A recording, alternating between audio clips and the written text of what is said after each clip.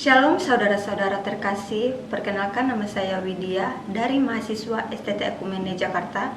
Dalam hal ini saya akan menyampaikan firman Tuhan dengan khotbah tekstual sebagai tugas akhir semester 4 di dalam mata kuliah hermeneutik yang dipimpin dosen pengampu Bapak Dr. Timotius Baktisarono, MTH MPDK. Dalam hal ini saya akan menyampaikan khotbah tekstual saya dengan tema menderita bersama Kristus. Harapan setiap orang percaya yang terambil dari ayat Filipi 1 ayat 29, sebab kepada kamu dikaruniakan bukan saja untuk percaya kepada Kristus, melainkan juga untuk menderita untuk Dia. Adapun terjemahan ayat lain, yang pertama terjemahan sederhana Indonesia. Sebab kepada kamu telah dikaruniakan bukan saja untuk percaya kepada Kristus, tetapi juga untuk menderita untuk Dia. Yang kedua, terjemahan bahasa Yunani, artinya oti himin ekariste tu hyper Christu monon tois autun pisteun alakai tu hyper auto paskeim. Yang ketiga, terjemahan English Reception.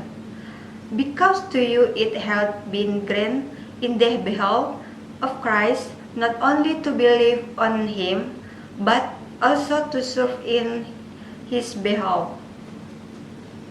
Adapun komentar menurut ente, dan itu semua berasal dari Tuhan, karena memang kepada kamu telah dikaruniakan pemberian ini yang membedakanmu adalah bukti praktis bahwa dari Tuhan yang diungkapkan dengan adil itu tidak diragukan lagi. Karena itu keselamatan terakhirmu yang diberikan kepada para musuh dalam keteguhan adalah ilahi, sebuah tanda yang diberikan Tuhan. Menurut komentar mimbar, kepada kamu telah dikaruniakan ekarisen sebagai anugerah yang penuh kasih karunia, suatu tindakan sukarela dan spontan dari kemurahan hati ilahi. Iman kepada Kristus adalah anugerah Allah. Demikian pula persekutuan dalam penderitaannya. Itu bukanlah suatu beban, melainkan suatu hak istimewa. Dalam semuanya itu, kita lebih daripada orang-orang yang menang oleh Dia yang telah mengasihi kita.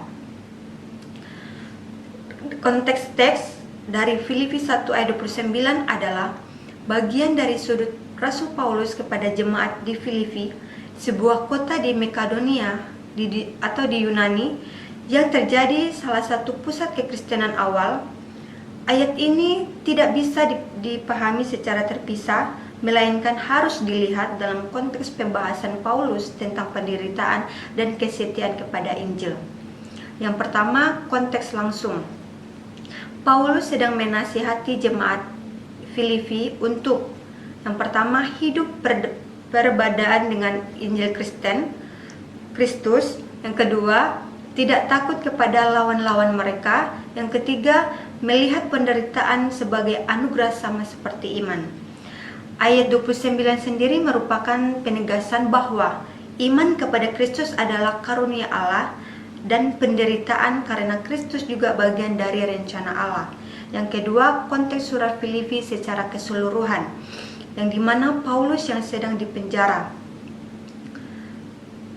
Tujuan suratnya menguatkan iman jemaat yang menghadapi tekanan sosial atau penganiayaan, memperingatkan bahaya pengajaran palsu, menekankan sukacita dan ketekunan dalam penderitaan.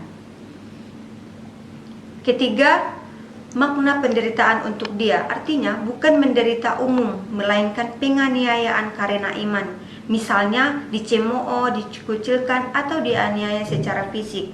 Yang kedua, Paulus mengaitkan penderitaan ini dengan persekutuan dalam penderitaan Kristus. Keempat, pesan teologis. Iman dan penderitaan adalah dua sisi yaitu sisi mata uang yang sama. Keduanya diberikan Allah sebagai bagian dari proses pemuridan. Penderitaan bukan tanda kutukan, melainkan kesepakatan untuk membuktikan kesetiaan. Adapun struktur teks, yang pertama itu pemberian karunia iman. Kepada kamu dikaruniakan bukan saja untuk percaya kepada Kristus, Artinya, menekankan bahwa iman dalam Kristus adalah anugerah atau karunia dari Allah, bukan hasil dari usaha manusia. Yang kedua, panggilan untuk menderita bagi Kristus, melainkan juga untuk menderita untuk Dia. Artinya, menunjukkan bahwa penderitaan karena iman juga bagian dari panggilan orang percaya, sebagaimana Kristus sendiri menderita. Adapun analisis struktur, yang pertama itu struktur gramatikal. Yang pertama, dua klausia utama. Yang pertama, dikaruniakan untuk percaya kepada Kristus atau anugerah iman. Kedua, dikaruniakan untuk menderita bagi Dia atau anugerah penderitaan. Yang kedua, pola teologis, yang dimana iman dan penderitaan adalah pemberian Allah, bukan kebetulan atau kutukan. Adapun parsing, yang pertama itu ekariste, artinya dikaruniakan, dalam bentuk aoris pasif indikatif dari karizomai.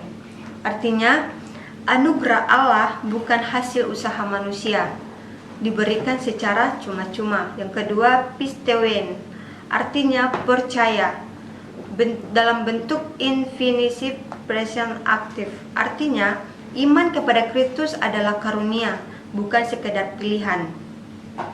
Yang ketiga, paskein, artinya menderita, dalam bentuk infinitive present active. Artinya penderitaan untuk Kristus bukan karena dosa. Yang keempat, hiperauto, artinya bagi Dia, dalam bentuk preposisi Dia atau Kristus. Artinya penderitaan bersama Kristosentris atau memuliakan Kristus. Yang kelima, umonom alakai, artinya bukan hanya tetapi juga.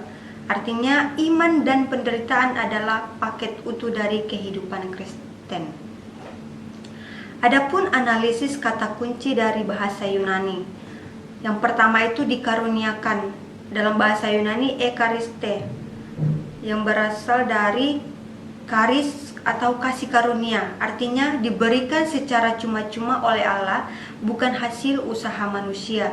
Yang kedua, percaya, dalam bahasa Yunani pistewen, artinya bukan sekadar percaya intelektual tetapi komitmen total kepada Kristus.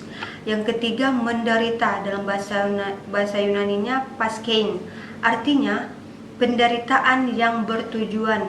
Keempat, untuk Dia, dalam bahasa Yunaninya hiperauto, artinya menunjukkan penderitaan bersifat pengutusan.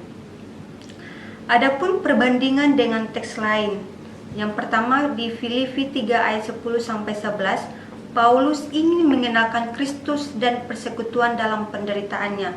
Yang kedua, Kisah Para Rasul 14 ayat 22, untuk masuk ke dalam kerajaan Allah kita harus mengalami banyak sengsara. Yang ketiga, 1 Petrus 4 ayat 12-13, penderitaan adalah ujian iman dan berbagi dalam penderitaan Kristus. Aplikasi praktisnya, yang pertama untuk iman, kedua untuk penderitaan, ketiga kehormatan, keempat untuk gereja. Transformasi, yang pertama dikaruniakan untuk percaya kepada Kristus. Dari ketidakberdayaan, iman yang menyelamatkan manusia terbelenggu dari dosa tidak mampu menyelamatkan diri. Yang kedua, dikaruniakan untuk menderita bagi Dia. Adapun implikasi teologisnya, yang pertama teologis keselamatan, di mana iman sebagai anugerah atau sola gratia. Sumber iman adalah Allah, relasi persoalan dari Kristus. Yang kedua, teologi penderitaan, artinya penderitaan sebagai bagian dari rencana Allah. Yang ketiga, teologi gereja, artinya solidaritas dalam penderitaan. Yang keempat, teologi eskatologi, artinya penderitaan dan kemuliaan yang akan datang. Yang kelima, implikasi praktis bagi hidup orang percaya. Adapun realitas penolakan modern, yang dimana tetap setia di tengah penolakan, Filipi 1 ayat 29 adalah ayat yang tidak populer di dunia modern, tetapi justru ayat yang paling dibutuhkan, yang dimana bagi dunia itu penderitaan adalah kutukan. Bagi Kristus itu penderitaan adalah jalan kemuliaan. Jangan heran jika dunia membenci kamu, ingatlah bahwa dunia telah lebih dahulu membenci aku. dalam ayat Yohanes 15 ayat 18. Adapun transformasi dari kehidupan, yang pertama, mengakui Allah sebagai sumber segala sesuatu. Yang kedua, hidup untuk memuliakan Kristus. Yang ketiga, menerima penderitaan sebagai anugerah. Keempat, solidaritas dalam penderitaan. Kelima, menghargai hal-hal rohani. Adapun ayat pendukung dari 2 Timotius 3 ayat 12, memang setiap orang yang mau hidup beribadah di dalam Kristus Yesus akan dianiaya. Artinya, penderitaan sebagai bagian tak terpisahkan dari hidup Kristen. Filipi 1 ayat 29 ini, penderitaan bagi Kristus ada karunia atau akerisen dari Allah. 2 Timotius 3 ayat 12, setiap orang yang mau hidup beribadah akan dianiaya. Dari kedua ayat ini menegaskan bahwa penganiayaan bukanlah kecelakaan, tetapi bagian dari panggilan Kristen. Dalam Matius 5 ayat 10-12, berbahagialah orang yang dianiaya oleh sebab kebenaran, karena merekalah yang mempunyai kerajaan sorga. Berbahagialah kamu jika karena aku dicela, dianiaya, dan kepadamu difitnahkan segala yang jahat.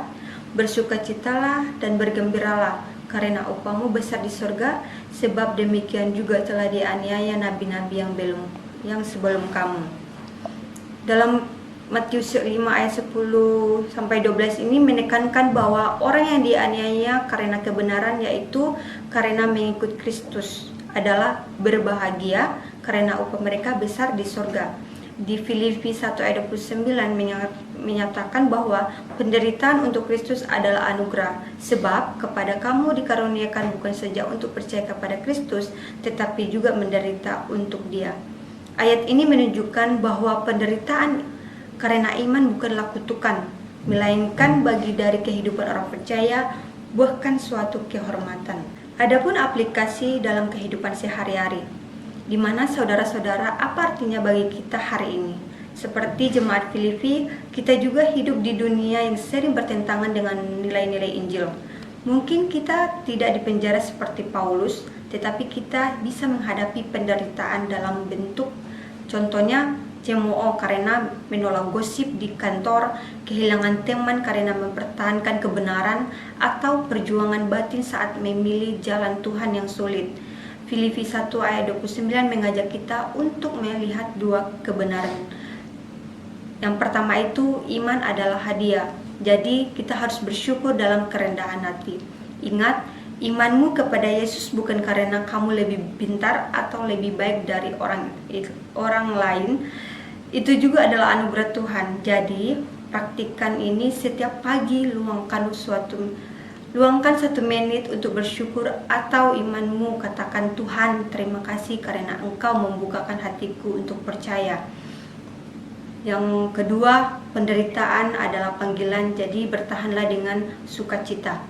Ketika kamu menghadapi kesulitan karena iman, misalnya diledek karena tidak ikut tren dunia atau merasa kesepian karena memilih jalan Tuhan, jangan putus asa. Lihatlah itu sebagai anugerah, tanda bahwa kamu sedang berjalan bersama Kristus. Carilah dukungan dari kelompok sel atau sahabat rohani untuk saling menguatkan. Contohnya, jika kamu dimusuhi karena kejujuran di tempat kerja, balas dengan kasih dan integritas. Ketabahanmu akan menjadi kesaksian yang berbicara lebih keras daripada kata-kata. Sebagai penutup khotbah saya hari ini, saudara-saudara yang terkasih di dalam nama Tuhan Yesus Kristus, ayat ini mengingatkan kita bahwa mengikut Kristus tidak hanya tentang menerima berkat, tetapi juga siap menghadapi tantangan dan penderitaan sebagai Kristus. Penderitaan karena iman adalah bagian dari proses untuk menjadi murid dan kesetiaan kepada Kristus. Paulus menekankan bahwa ini adalah kehormatan dan tanda bahwa kita dipanggil untuk hidup sesuai dengan kehendak Allah. Amin.